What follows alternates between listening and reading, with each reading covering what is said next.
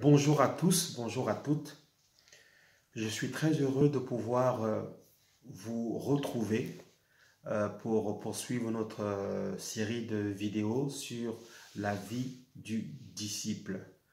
Pour rappel, nous sommes en train d'apprendre à étudier la parole de Dieu. Je vais prier pour commencer cette vidéo. Nous te bénissons, tendre Père, pour ces instants privilégiés que tu nous accordes. Donne-nous, par le Saint-Esprit, la capacité de communiquer et la capacité aussi de comprendre, de recevoir ce qui sera partagé et surtout la capacité de mettre ceci en pratique afin que nos progrès dans cette matière soient évidents pour la gloire du saint nom de ton Fils Jésus. Amen. Voilà.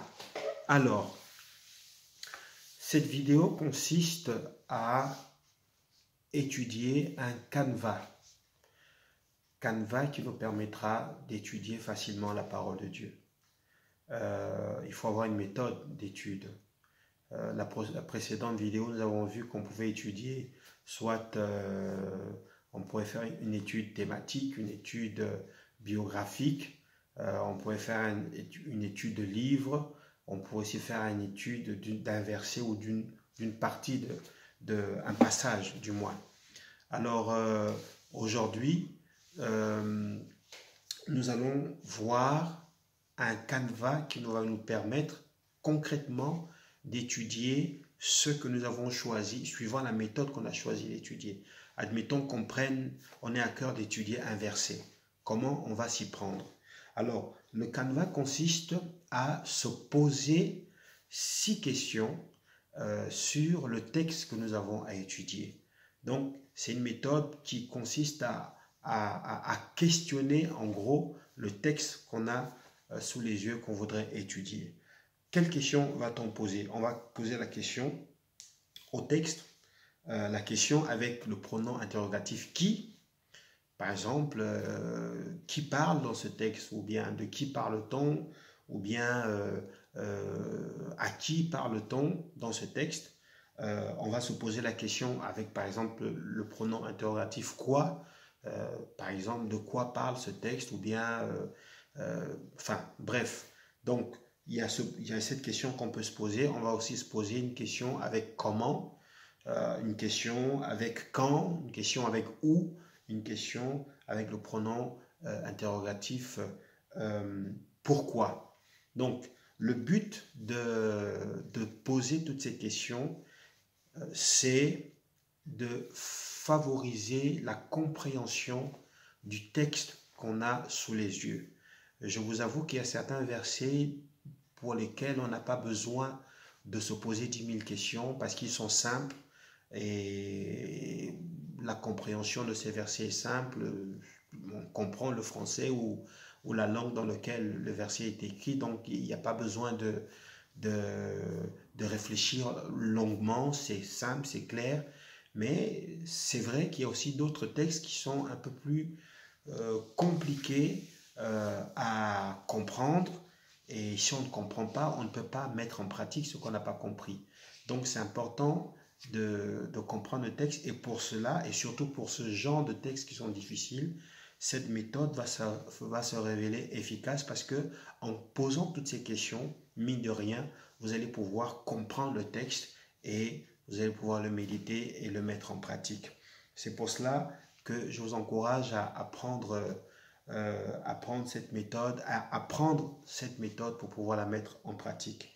Donc, c'est le but, donc comprendre ou faciliter la compréhension du texte. Et une autre chose qui est importante par rapport à cette méthode, comment ça se fait, c'est qu'on pose les questions sur le texte et les réponses à ces questions doivent aussi être dans le texte.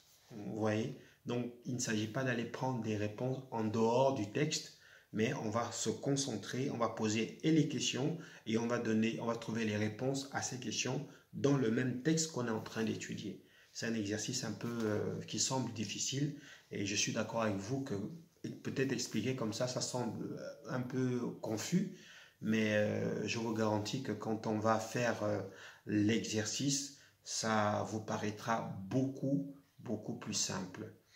Et pour assimiler la méthode, je vous encouragerai vraiment à, à être en mode d'étude, enfin à être studieux, c'est-à-dire quand vous voulez méditer un passage de la Bible, prenez un cahier, prenez un bic et de façon rigoureuse, écrivez les questions.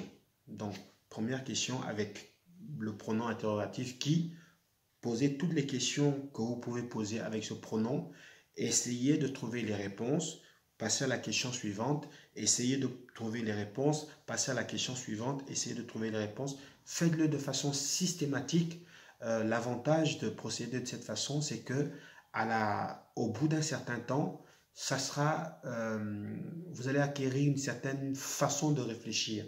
Donc, dès que vous tombez sur un verset qui vous interpelle, tout de suite, mentalement, vous allez vous poser ces questions et vous allez voir que le verset va comme être illuminé devant vous quasiment parce que vous avez pris l'habitude de questionner le texte de la sorte. Donc, soyez systématique pour pouvoir voir les fruits de cette méthode, surtout au début. Mais j'avoue qu'aujourd'hui, quand je lis un texte, je ne prends pas forcément un bic, mais par contre, mentalement, je fais l'exercice. Et donc, ça m'aide encore aujourd'hui et je crois que ça vous aidera également. Dernière chose à dire par rapport à cette méthode, c'est que les questions que vous allez vous poser, il faut savoir qu'elles ne sont pas uniques. Qu'est-ce que je veux dire par là? Si vous et moi, nous méditons ou bien nous étudions le même verset, c'est probable que avec le pronom interrogatif qui, vous et moi, on peut poser des questions, on peut trouver des questions différentes. Donc, il n'y a pas de bonne réponse ou de mauvaise réponse dans ce sens-là. Il n'y a pas de réponse standard. Donc, chacun va trouver une question suivant peut-être ce qui l'interpelle et la réponse suivant la question qu'il a posée. Et moi, je peux trouver dans la même question, avec le même pronom interrogatif, je peux trouver une autre question et découvrir une autre réponse dans le même texte. Donc, il n'y a pas de bonne ou de mauvaise réponse ou bien de question standard. Ça, c'est important de le souligner. Voilà, donc nous sommes arrivés à la fin de cette vidéo qui était assez courte. C'était pour vous présenter ce canevas d'études et la prochaine vidéo, nous allons pouvoir simplement prendre un texte concret et pratiquer et appliquer cette méthodologie. Je suis sûr que vous serez bénis et ça sera un bon exercice pour vous. Que Dieu vous bénisse et à la prochaine vidéo. Ciao.